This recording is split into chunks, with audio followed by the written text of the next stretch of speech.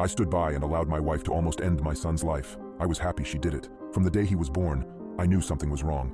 After bringing him home from the hospital, he cried for 13 months straight. I'm not exaggerating, 13 months without a break. He cried until he had no voice left and kept crying. We brought him to doctors, specialists, tried changing his diet, held him, played music, everything we could think of. Nothing worked. 13 months of grating, grinding, no sleep hell. Once he got over the crying stage, we thought we were out of the woods, but it quickly became clear that for some unknown reason, he was just angry at being alive. No matter how much affection we showered on him, I never saw that kid have a genuine joyous smile once in the time I knew him. I saw him grin a vicious, horrible grin many times, taking a perverse pleasure from causing pain or suffering or breaking a rule. But a smile from real pleasure at something nice? No, never, not once. As soon as he could walk, his mission in life was to destroy things. He would break or try to break anything that came in his range, smash it, chew it, throw it in the toilet, whatever he could. After a while, he figured out how to get his diaper off and took great pleasure in pooping and pissing anywhere he could. After a while, he figured out he could hide it, grinding it into carpets, making it even more of a problem to clean and making the house stink. When he got older, ages 9 to 15, he would piss and poop in our bed until we got a lock on our door and he wasn't able to get in anymore. Then he'd just take a dump in the hallway in front of our room. We thought it could never get worse than this. Maybe as he grew older, he would finally become normal. We were so wrong. As he grew older, he began stealing knives and using them to gouge the walls and furniture or chase people with them. When he was 10, he stabbed me pretty good in the hip. I still have the scars. As he grew older, he grew darker. He moved into setting things on fire and torturing local animals. There was a stray dog that hung out around the park near our house. My son blinded it in one eye with a fork. He would dip cats' tails in gasoline and light them on fire. Of course, we had the kid in therapy. He saw a psychiatrist twice a week, and God knows how many different medications prescribed to him over the years. Nothing worked. Therapy didn't work. Meds didn't work. Nothing worked. He was like a poison cloud of hate and fury lashing out at anything in his reach. When my son was 16, my wife got pregnant again. I can't tell you how different our reaction was. Instead of joy, we felt horror. In the end, we decided that my wife would have the baby, and if it turned out evil, we would put it up for adoption. We knew we just couldn't do it again with another child like our son. We had a daughter. She was normal. Suddenly, we saw what our lives should have been like the whole time, how things would have been had our son not been himself. She was happy. She was normal. I can't describe the relief and happiness that we both felt. I don't have the words for it. When we brought our daughter home, he started acting out even more. I didn't think it was possible, but he took it up another notch. At this time, he was 17, and we were having blowout screaming matches daily. After the birth of our daughter, my relationship with my son was almost entirely gone. Our only real interactions were screaming at each other. My wife was even worse with him. She just had nothing left. He started spending more and more time out of the house, which was a blessing for us. I have no idea what he got up to out in the world, but we were just happy it wasn't being inflicted on us. As a consequence of our son's behavior, we had invested heavily in locks around our house. All of the cheap, thin interior doors in our home had been replaced with thick, dense wood doors that couldn't be kicked through, equipped with keyed locks that my wife and I carried keys to. I was not locking my son in rooms like a prisoner.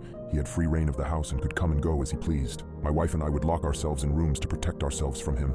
He had turned us into prisoners in our own home. On the day in question, I had fought with my son in the morning, and he had left the house in a rage. My wife and I were enjoying some peace and quiet in the kitchen, while our daughter napped in our bedroom.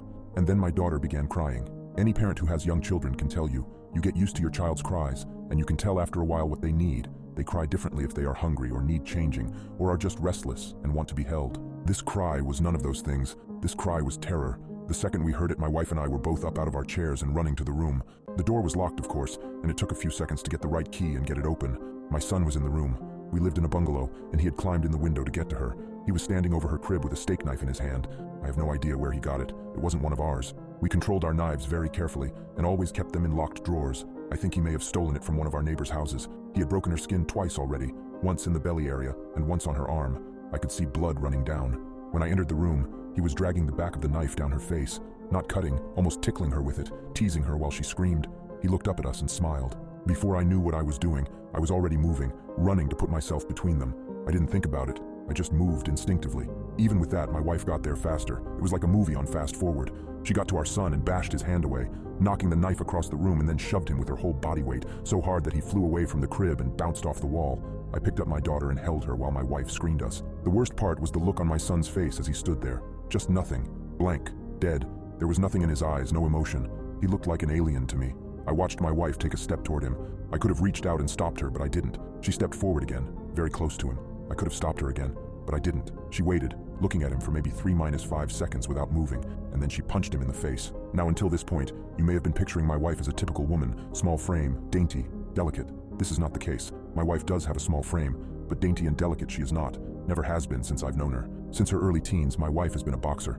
MMA didn't exist back then, but karate and boxing were big in those days, and my wife was a very talented amateur.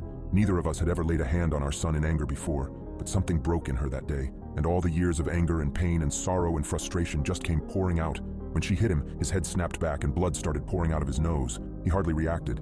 He just looked at her with this shocked expression, like he didn't know how to process what had just happened. She waited another second, and then she hit him again. I could have reached out and stopped her. I could have dragged her out of the room, taken her away, calmed her. I didn't.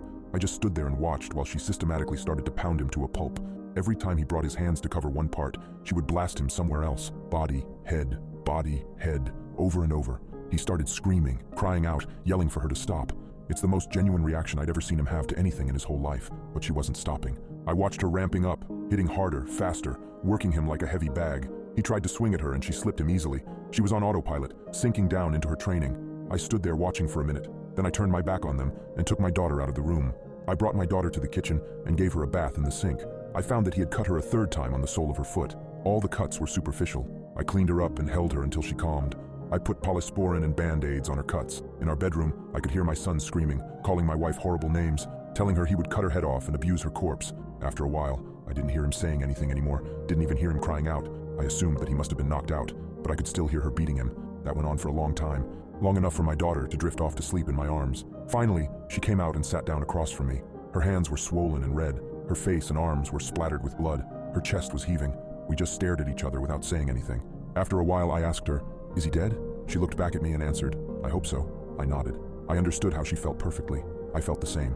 I didn't know what to do, so we just sat there waiting silently. Eventually, my wife started crying and went to take a shower. I just stayed where I was holding our daughter. After a long while, I heard moaning and sobbing coming from our room. It turned out that my son wasn't dead. I went in to see how bad it was, and it was pretty bad. I've never seen a more merciless beating laid onto anyone, before or since. He was lying on the floor, rolling around with blood leaking out of his face, lying in a pool of vomit. His nose was squashed flat out across his face. Both of his eyes were completely swollen shut and starting to blacken already. I could see that a couple of his fingers were bent out at weird angles, and he had pissed his pants. I think he must have been missing teeth, but I couldn't see any on the floor, and I couldn't see inside his mouth. His lips were all puffed up and swollen.